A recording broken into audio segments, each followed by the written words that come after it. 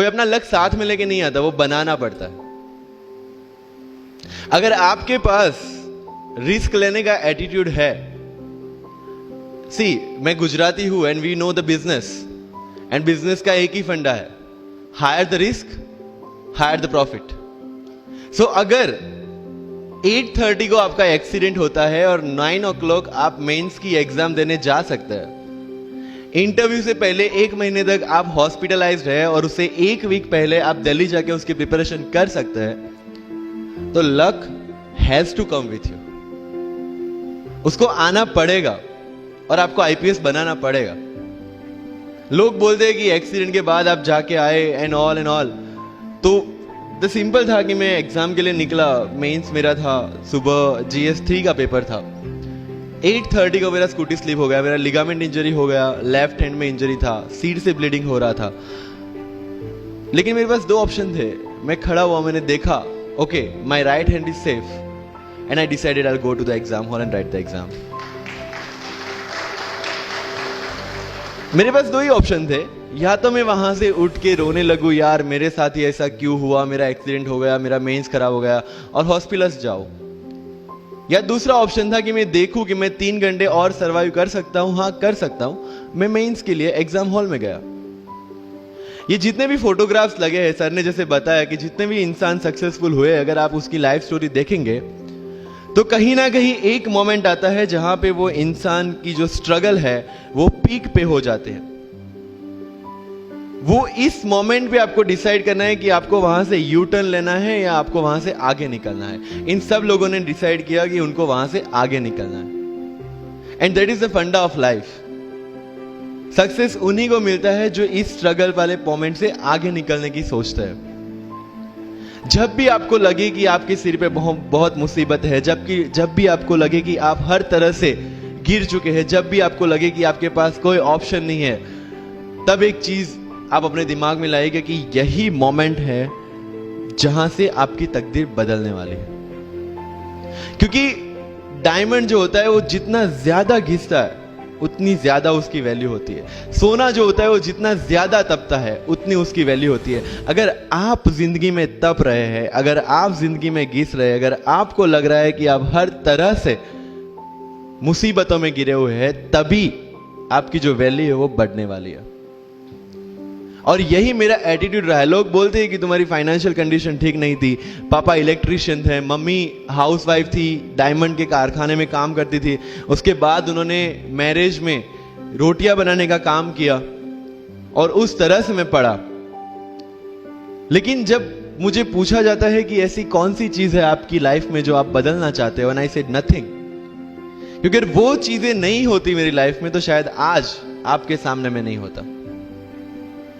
तो अगर लाइफ में प्रॉब्लम्स है, अगर लाइफ में स्ट्रगल है, जैसे सर ने बताया struggle is a part of life, and I strongly believe in that. क्योंकि अगर हम दिल्ली में थे, मेरे दोस्त के साथ में निकला बाहर घूमने, तो बोलता है यार ऐसी लाइफ चाहिए, कोई मगजमारी नहीं, आराम से बैठते हैं पूरे दिन एसी वाले कमरे में, बहुत सारे पैसे हैं और कोई टेंशन नहीं, ऐसी लाइफ चाहिए मुझे। मेरे पास ऑप्शन है। बोलता क्या? बोला देख सामने एटीएम का रूम दिख रहा है, एसी वाला कमरा है, बहुत सारे पैसे, कोई मगजमारी नहीं, जॉब ले ले। क्यों IAS IPS में दिमाग खराब कर रहा है? अगर स्ट्रगल नहीं चाहिए तो you have to compromise with that life. जब भारत वर्ष का सपना चंद्रगुप्त ने देखा, चाणक्य ने देखा, और उस भारत वर्ष को बनाने के लिए जब ये संघर्ष जारी था, और तब राजा धनानंद की डॉटर दूरदराज से चंद्रगुप्त को प्यार हो जाता है, और जब चाणक्य उनको बोलते कि नहीं तुम्हें उससे दूर रहना है, और तब चंद्रगुप्त बोलता है आचार्य कभी कभी सोचता हूं कि जिंदगी में या ये भारत के सम्राट बनने के लिए इतना त्याग, इतना बलिदान ना देना होता तो।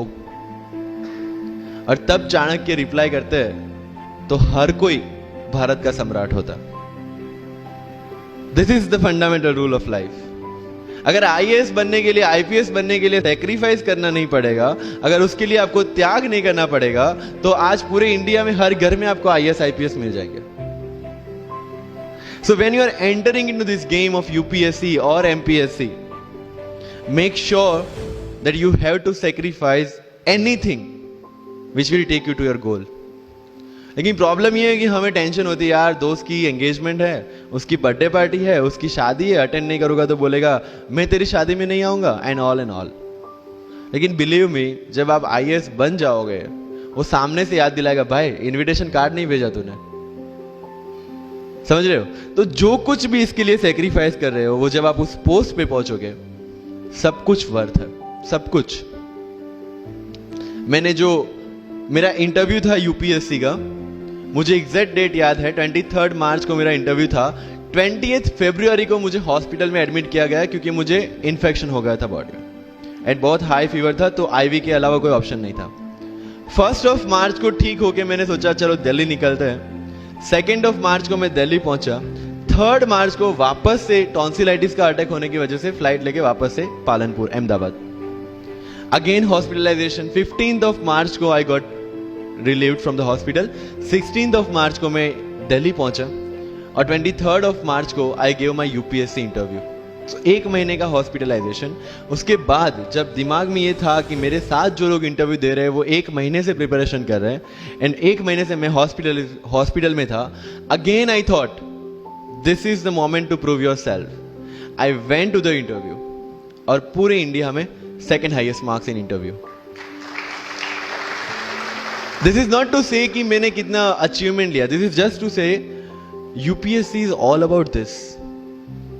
मैंने कोई प्रिपरेशन नहीं की थी यूपीएससी के लिए, इंटरव्यू के लिए, but again I scored good marks in interview because UPSC सिर्फ आपका नॉलेज चेक नहीं करता. Make it very clear in your mind. जैसे सर ने बोला, it's a game of wisdom. आपको पहले ऑफिसर बनना पड़ेगा यहां से. यूपीएससी का काम तो सिर्फ थप्पा लगाना है कि हाँ ये ऑफिसर बन गया. जितने भी आईएएस आईपीएस ऑफिसर्स को आप मिलोगे, you will realise this thing कि ऑफिसर वाली क्वालिटीज इसमें पहले से है. आप जब प्रिपरेशन स्टार्ट करते हैं तभी से समझ लीजिए कि आपकी आईएएस और आईपीएस की ट्रेनिंग भी स्टार्ट हो गई. बिकॉज जो क्वालिटीज आपको चाहिए as an officer, as a IAS, as an IPS, क्या क्वालिटीज चाहिए? फर्स्ट ऑफ ऑल कॉन्फिडेंस, कि जब आप उस सीट पे बैठते हैं, आपके सामने कोई भी क्वेश्चन आएगा, you will be able to handle the issue. ये कॉन्फिडेंस लेके आपको उस सीट पे बैठना है. यही कॉन्फिडेंस चाहिए when you start the preparation.